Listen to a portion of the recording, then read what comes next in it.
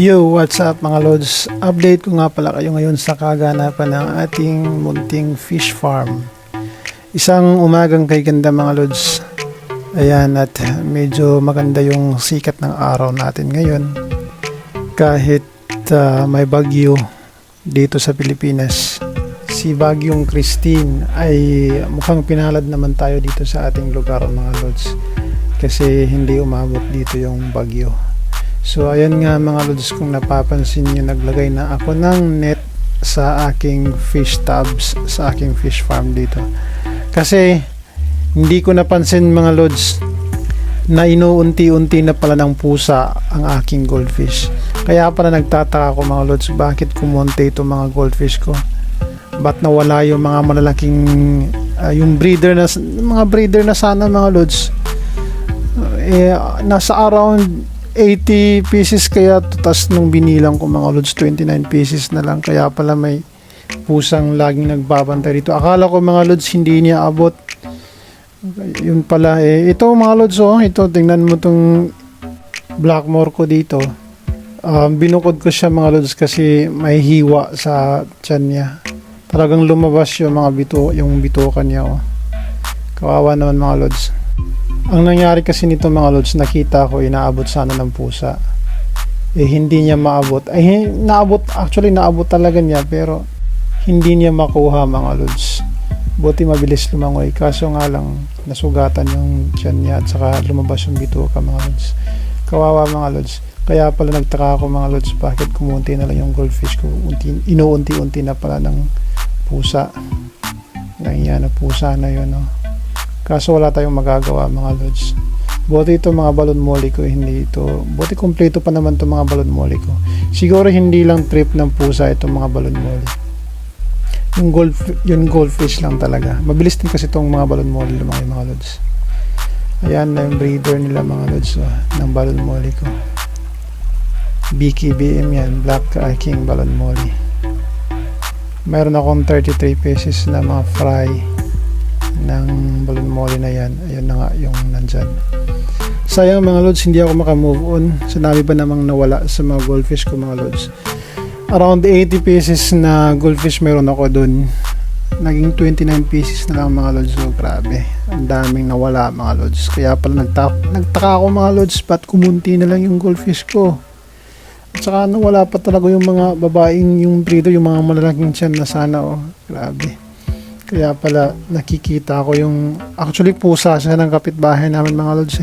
Pinsan ko lang din, pero wala tayong magagawa, ganyan talaga. Ang instinct naman kasi ng mga pusa is kakain naman talaga yan sila. So kung may makita silang i-hunt talaga nila yan. So tayo na lang mag-adjust. Wala tayong magagawa mga lods. Ganyan talaga ang buhay. Bawi-bawi na lang next time. Pero ngayon mga lods, nilagyan ko na siya ng net. Sana hindi siya makapasok. At saka maganda rin tong net para hindi mapasok ng mga palakadin. Kasi yung mga palakadin kasi yung mga lods, poison kasi yung ihi ng palaka sa tubig is para sa mga isda natin. Kaya minsan kapag may palaka, namamatayan talaga tayo ng isda dyan sa mga tub natin. So yan ang ginawa ko mga lods, nilagyan ko siya ng net para protection sa pusa at saka sa palaka, para naman sa ating mga isda mga lods. Sayang kasi ang sakit isipin talaga mga lods na namatayan ka ng nawalan ka ng mga isda na grabe. Around 80 pieces meron ako nito mga lods, 29 na lang yung goldfish kong natira. Ay, masakit talaga mga lods, kasi syempre yung effort mo, yung ginastos mo, pagpapakain araw-araw, inaalagaan mo, tapos nag-change water ka pa, tapos ganun, pusa lang yung makikinabang mga lods. Ang sakit talaga. Pero okay lang yan mga lods, charge to experience na lang yan. At least naging aral to sa akin ngayon na kailangan talagang i-secure yung mga isda natin mga lods, diba? Update ko nga pala kayo mga lods sa development ng ating mga guppy fry ngayon. Ayan mga lods, unti-unti nang lumalabas na yung kulay ng ating pea dirt.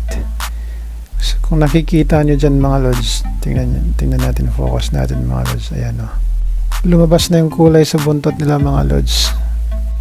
di magtatagal magiging breeder na ang mga yan, yung first batch ng ating feeder mga lods.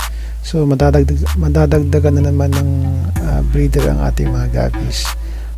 At ayan naman ang ating blue panda mga lods. Malalaki na din ang mga tiyan mga lods ng ating blue panda. Dito naman mga lods, yung fry naman ito ng ating blue panda. Hindi ko tinatanggal yung lumot mga lods kasi maganda naman yung lumot sa mga fry natin. Saka dito mga lods, yung AFR natin, masyadong madaming AFR ang nandyan mga lods. Lumabas na talaga yung kulay ng yung first batch ng ating AFR. Magiging breeder na rin ang mga yan. Hindi magtatagal mga lods, magiging breeder na ang mga yan. At madadagdagan na naman ng mga breeder yung ating AFR. Sayang lang at naubusan na tayo ng BBS mga lods, kaya tiis-tiis muna tayo ngayon sa pellets. At saka wala pa kasi ako makuhang dapya ngayon mga lods kasi maulan, umaapaw yung mga site na pinagkukuhanan ko ng dapya mga lods. So pagtsagaan ko na lang muna silang pakainin ng pellets mga lods. Ito naman yung albino full white ko mga lods, yung full white ng aking gapi.